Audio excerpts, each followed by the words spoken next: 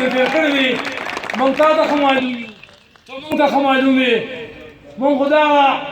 کسانو خلاف په دې وخت کې سیاست کړی دی تاسو هم هغه وخت دغه پارټۍ کې وئ ټول یو ځای په نیشنل پارټۍ کې او موږ چې دلته سیاست کوو نو دلته هېڅوک هم نه وو د آفتاب احمد خان شیرپو د سوري لاندې په موږ چې کوم دی سیاست کوو او د دغه مافیا خلاف چې نن تاسو هم د هغوی نه تنګ یې او د هغوی د جواب هم دی دا خلکو موږ چې کوم دی مقابلې کړي نو راوله ته پکې داسې شي خو خبره دا ده چې څه وخت د روغولۍ وو هغه روغولي زما په خیال باندې چې کوم دی موږ خو نه ختموله موږ وایي دا پارټي ختمه شوه خو هغه خپل تعلق او هغه خپل ځکه چې 25 کاله سړی په یو ځای باندې تېر کړي نو هغه دونه زر د پولیس سترګې زموږ نه شي بدلې کړو بیا خو هغه دوی په خپله باندې لګیا دي شی کوي نو زه دا وایم قومي وطن پارټي ستاسو په تلو باندې زما د خدای په ذات باندې قسم چې ښه شو خرابه نه شوه داسې دا وکړه نه په ایمان دې ووایه پارټي ښه شوې ده اوس ته تاسو ته وایم دا زمونږ یو لوکل پروګرام دی لوکل تصبیح الله بالکل دا زمونږ یو لوکل پروګرام دی او تاسو وګورئ په ایماندارۍ ته وایم چې دوی زه دوی نه چلنج ورکوم چې دوی د ضلعې په سطحه باندې د PTI دومره پروګرام چې کوم دی د ضلعې په سطحه زه به دا وایم چې حقیقت دی دا پارټي او ته داسې پارټۍ ته لاړې د خدای بنده ځان لري مخیرون کې کوم نه شي بيزنس پیدا کړه او د کوم خدای پاک کورونه غلې واکه هغه کوم امين دې به کسي بيزنس پیدا کړه نه پکې وزارت شته نه پکې امنیتوم شته او ځان به پکې کوم نه خیرون موږ دا دعوت راکولې ما او دې خدای ظالم سم نه کوو چې موږ سره خدای متفق هر کې دا څه کار دی خدای والي خدای تبا کړی دي زمونږ دا مشران کوم چې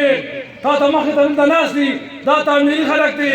دا د ضلعې او د دې علاقې لپاره او د صوبې لپاره دوی خدمات دي د وینې قرباني دوی ورکړې ده وینه دوی توی شوې ده زمونږ د پښتنو په بنیادونو کې چې کوم دی دغه شهیدونه پرته ده او انشاءالله تعالی برسېده زه ته یو خبره کوم موږ د 1900 زما خپله خبره کوم د 88 چې کوم دی موږ د خالد دور د سیاست کوو خدا ته ایماني خبره کوم چې کله موږ بسې کړی موږ دا ویلې دا بسې هغه بل نه زیاته ښه وه دا شعار کله شوي دي او انشاءالله تعالی اوس خو چې کوم دی کوم منافقان چې موږ سره په دې پارټۍ کې موجود د ستوني ماران هغه هم لاړل او دا اصل سرمایه چې کوم دی انشاءالله تعالی دا پاتې ده او دا به راروان ځل انشاءالله په دې 11 تاریخ ته ثابتوي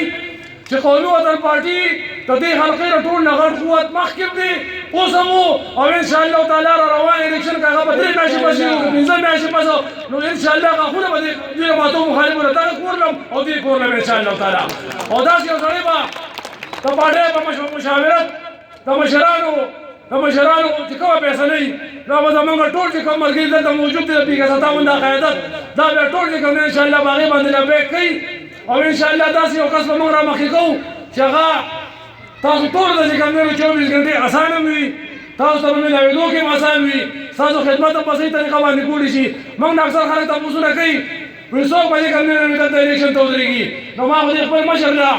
د نن د یو میاشت مخکې دعوت ورکړی و چې ما ورته ویې مې چپل خو ستاسو حلقه ده د کور حلقه ده خو زه موږ ټول دغه ورکران زموږ دا خواهش دی